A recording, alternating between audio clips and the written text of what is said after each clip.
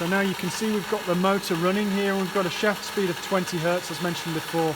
Here's the raw accelerometer signal in the time domain, and you can see these somewhat repetitive peaks coming through once per revolution.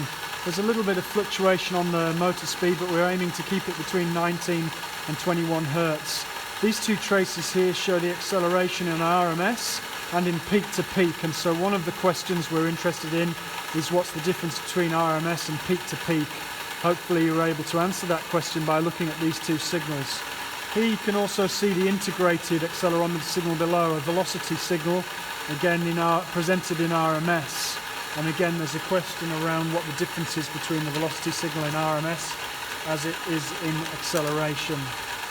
We can restart the averaging by pushing this button up in the top right hand side, and we can do up to 8 averages to get a power spectrum. And here you can see I can use these cursors, which I can drag around by taking a fundamental cursor to put them on a particular frequency. So that's a half 10 Hertz frequency.